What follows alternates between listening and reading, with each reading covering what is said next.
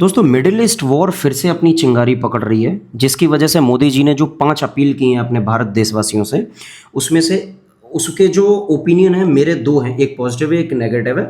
एक एक करके बात करते हैं। पहले समझ लेते हैं कि 5 क्या अपील की हैं। पहला है क्रूड ऑयल या फ्यूल को कम से कम यूज़ करें, या आप जैसे कहीं पे भी ट्रैवल करते हैं तो आप पब्लिक ट्रांसपोर्टेशन लीजिए, जैसे मेट्रो हो गया या बसेस वगैरह हो गया, या आप लोग अगर जॉब करते हैं उस जॉब में वर्क फ्रॉम होम पॉसिबल है तो वर्क फ्रॉम होम कीजिए। दूसरी चीज़ बोली है एडिबल ऑयल को कम यूज़ करें, यानी खाने वाले तेल जितनी रिक्वायर्ड है उतना ही यूज़ करें। थर्ड है गोल्ड को 1 ईयर तक डिले कर दीजिए इफ़ पॉसिबल। फार्मर फर्टिलाइज़र यानी यूरिया वगैरह जो हम फॉरेन से इंपोर्ट करते हैं उसको हो सके तो फार्मर नेचुरल प्रोसेस पे शिफ्ट हो जाएं, जो कि बहुत कम पॉसिबल है। और पांचवा फॉरेन ट्रैवल, यानी कि आप कम से कम ट्रैवलिंग करें या जितना ज़रूरत है उतना ही करें। इसे अगर आप करते हैं तो हमारा जो रुपए है या विदेशी मुद्रा है उसकी बचत होगी, जिससे कि रुपए थोड़ा स्टेबल रहेगा और महंगाई दर कंट्रोल की जा सकती है।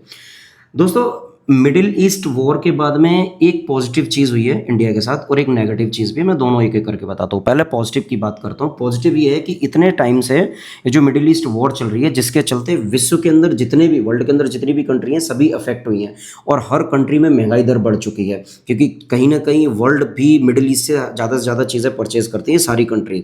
तो जितनी चीज़ें परचेज की जाती हैं चूँकि उनकी कॉस्ट बहुत ज़्यादा बढ़ चुकी है। जैसे कि अपनी इंडियन करेंसी की बात करूँ तो आज की डेट में जब ये वॉर स्टार्ट हुई थी तब हमारा जो कॉस्ट था वो कुछ 82-85 था, आज की डेट में 95 हो चुका है। $1 इक्वल टू इंडियन करेंसी।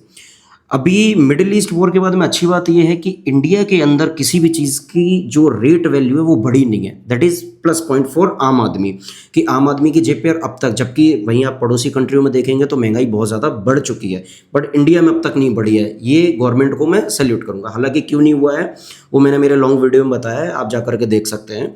दूसरी नेगेटिव चीज़ ये है दोस्तों, एक तरफ गवर्नमेंट कह रही है कि फ्यूल बचाओ, वर्क फ्रॉम होम कर लो ताकि खर्चे कम हो जाए, लेकिन वहीं अगर आप दूसरी तरफ देखेंगे तो कल के दिन में जब आसाम में मुख्यमंत्री की शपथ हो रही थी हेमंत बिस्वा शर्मा जी की, तभी बीजेपी के अलग अलग राज्यों से सारे मंत्री लोग उस शपथ में आए थे। तो वो लोग कोई चॉपर से आ रहा है, कोई प्लेन से आ रहा है, पूरे कॉन्वॉय के साथ निकल रहे हैं।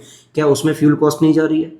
क्या यहाँ पे गवर्नमेंट की कोई रिस्पॉन्सिबिलिटी नहीं है? क्या केवल आम आदमियों की रिस्पॉन्सिबिलिटी है फ्यूल कॉस्ट को बचाने के लिए?